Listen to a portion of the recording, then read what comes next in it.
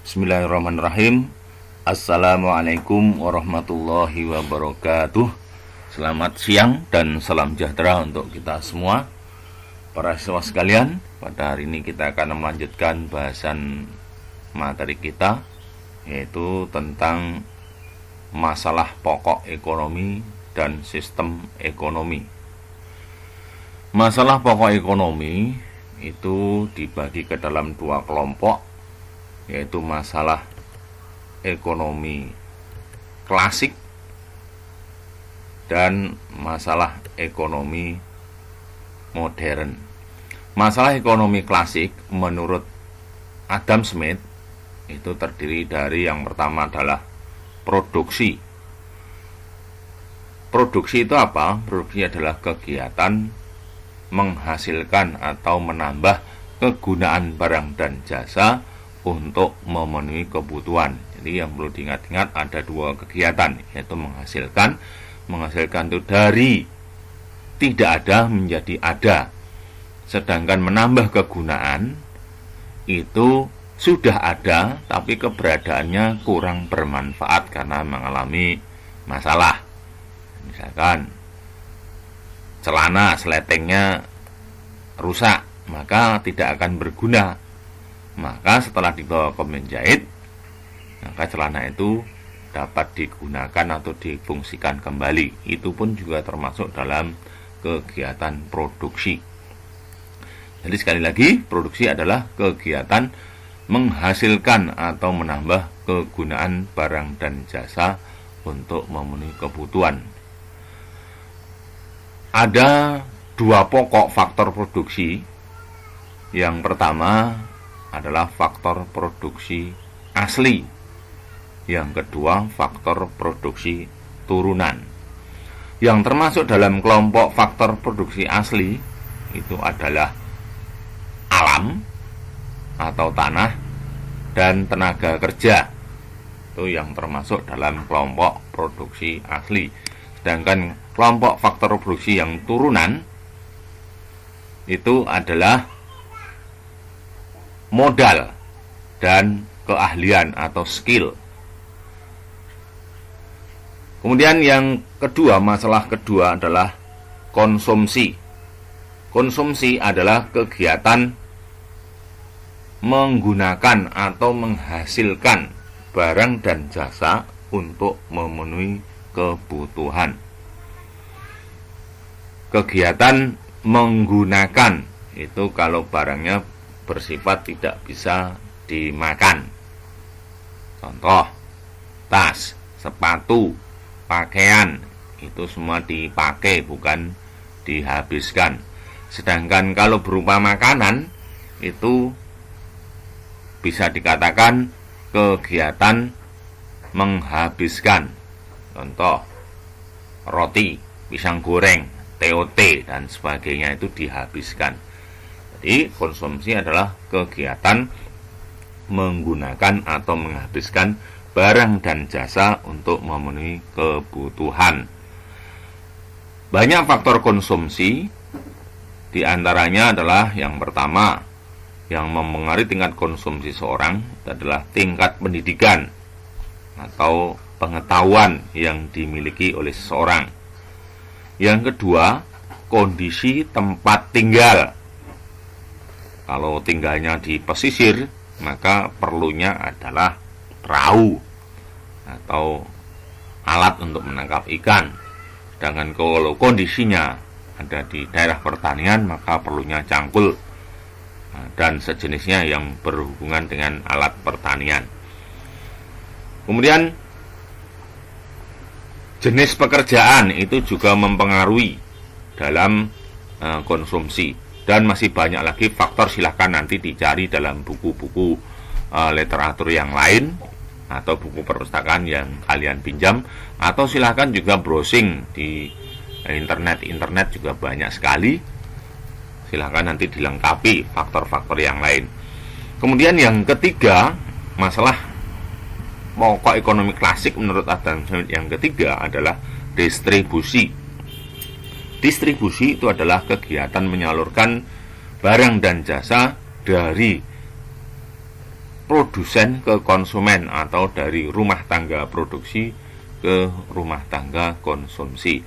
Nah, dalam penyaluran ini tentunya melibatkan banyak pihak yang disebut dengan perantara distribusi. Ada agen, ada makelar, ada grosir, ada pedagang eceran, ada komisioner, dan lain sebagainya. Silahkan juga nanti dicari pengertian masing-masing, agen itu apa, grosir itu apa, makelar itu apa, komisioner itu apa, kemudian pedagang kecil itu apa. Silahkan dicari dalam sumber belajar yang lain. Nah, silahkan sambil belajar, nanti bisa ditulis dalam buku catatan. Tidak perlu. Selanjutnya, masalah ekonomi yang kedua itu adalah masalah ekonomi modern. Nah, masalah ekonomi modern ini menurut para ahli itu disederhanakan menjadi 3 hal juga. Yang pertama adalah what. What itu artinya barang apa yang akan diproduksi. Berhubungan dengan apa? Masalah ekonomi yang pertama ini adalah terkait dengan kalau memulai usaha, itu barang apa yang akan diproduksi. Kalau suatu negara itu adalah tentunya memilih barang-barang yang akan digunakan atau diperlukan oleh masyarakat secara umum. Masyarakat itu perlu apa? Nah, itulah nanti yang akan diproduksi. Nah, untuk menjawab apa, ini perlu analisis dari apa yang akan diproduksi, yang dijadikan sebagai masalah dalam hal barang apa yang akan diproduksi. Yang kedua, itu adalah how. How itu artinya adalah bagaimana cara memproduksi barang tersebut. Kalau dalam lingkup negara, maka akan menggunakan teknologi. Kalau di negara maju, menggunakan teknologi yang padat modal, karena memang negara-negara maju itu yang dibutuhkan hanya modal. Tetapi kalau di negara-negara berkembang, maka akan menjurus pada teknologi yang masih banyak melibatkan sumber daya manusia, sehingga bisa menyerap tenaga kerja yang memang pada dasarnya di negara maju itu masih cukup lumayan. Tenaga kerja yang perlu diberdayakan untuk juga mengurangi pengangguran. Jadi bagaimana cara memproduksi itu berhubungan dengan teknologi-teknologi yang digunakan, baik teknologi yang padat modal maupun juga teknologi yang menggunakan banyak tenaga manusia. Kemudian yang ketiga, masalah yang ketiga adalah for whom. For whom itu untuk siapa barang itu diproduksi. Nah, tentunya juga negara sudah menganalisis barang-barang apa tadi yang diproduksi itu untuk keperluan dari pengguna produk tersebut. Itu adalah masalah-masalah pokok yang ada di dalam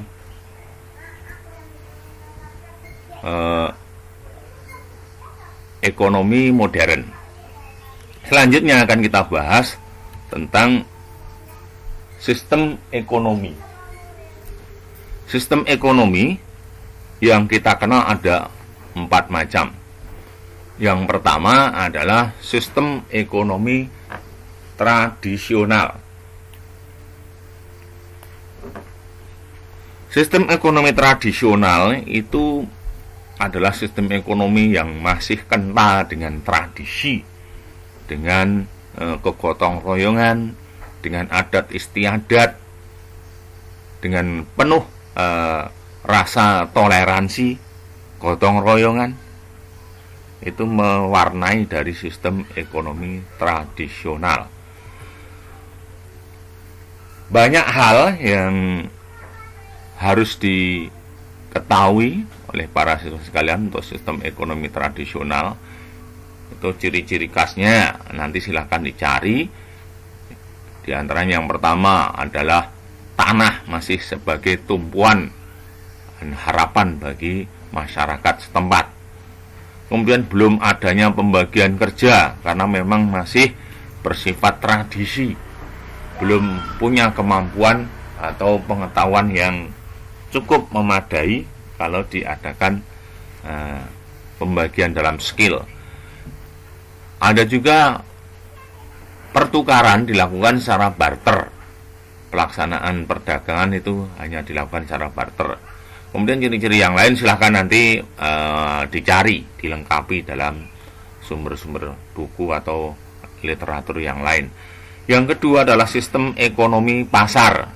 Yang perlu kalian ketahui juga, dalam sistem ekonomi pasar itu adalah sistem ekonomi di mana terjadi dua kekuatan yang saling berpengaruh di dalam sistem ekonomi pasar itu, yaitu kekuatan demand dan supply, kekuatan permintaan dan kekuatan penawaran yang masing-masing akan berinteraksi menentukan harga pasar. Di mana dalam sistem ekonomi pasar ini banyak ciri-ciri yang harus kalian ketahui. Yang pertama adalah segala produksi, segala sumber sarana dan prasarana sumber produksi itu semua diserahkan oleh swasta. Tidak ada campur tangan pemerintah sama sekali. Itu ciri khas dari sistem ekonomi pasar, berjalan sesuai dengan mekanisme pasar, mekanisme beradu kekuatan antara permintaan dan penawaran. Yang kedua, di dalam sistem ekonomi pasar itu adalah profit oriented, yang menjadi tujuan utama adalah untung atau laba. Yang ketiga, sebagai ciri sistem ekonomi pasar, masing-masing individu itu mempunyai kebebasan untuk berkreasi, berinovasi dalam kegiatan ekonomi. Yang menjadi ciri berikutnya adalah bahwasanya terjadi persaingan modal. Di sana terjadi persaingan antara modal yang banyak modalnya dengan yang kurang modalnya, dan juga yang masih terlalu jauh dari modal yang dipunyai, sehingga pada akhirnya nanti akan terjadi hukum rimba. Hukum rimba, siapa yang kuat dialah yang menang. Itu salah satu efek atau keburukan dalam sistem ekonomi pasar. Itu sedikit kita singgung sistem ekonomi pasar. Kemudian yang ketiga adalah sistem ekonomi komando. Dalam sistem ekonomi komando adalah pemerintah memegang peran yang sangat penting. Segala sesuatu urusan perekonomian semua ditangani oleh pemerintah, diatur oleh pemerintah. Kegiatan sumber sarana dan prasarana semua diatur dan dibijaksanai oleh pemerintah. Sehingga di sini kreativitas, kemudian inovasi dari masyarakat ini sangat terbatas, bahkan tidak mendapatkan peluang untuk mengembangkan dirinya dalam kegiatan perekonomian. Banyak ciri dalam sistem ekonomi komando, silakan nanti dicari dalam literatur atau buku-buku yang lain. Yang penting di sini ciri khasnya yang utama adalah adanya campur tangan dari pemerintah.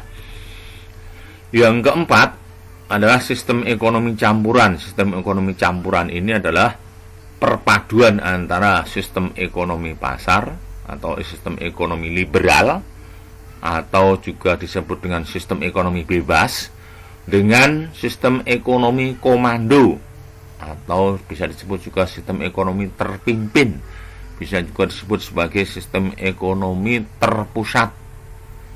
Nah, ini jadi kalau sudah berpadu antara ekonomi pasar dan ekonomi komando, itu menjadi ekonomi campuran. Artinya apa? Diberikan kebebasan, masyarakat diberikan kebebasan, tapi juga diawasi oleh pemerintah melalui kebijakan-kebijakan yang akan dilaksanakan dalam mengatur kegiatan ekonomi.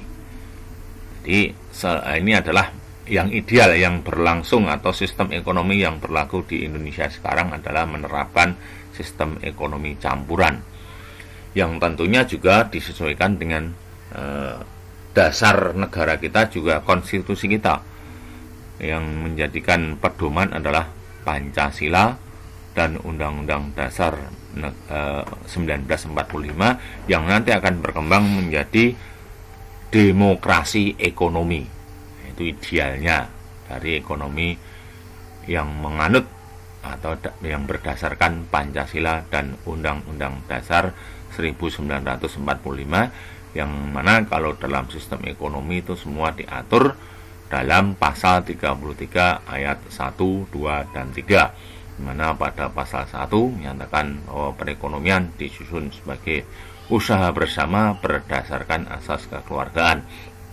Yang ayat 2 menyatakan bahwa cabang-cabang produksi yang penting bagi negara dan yang menguasai hajat hidup orang banyak maka dikuasai oleh negara.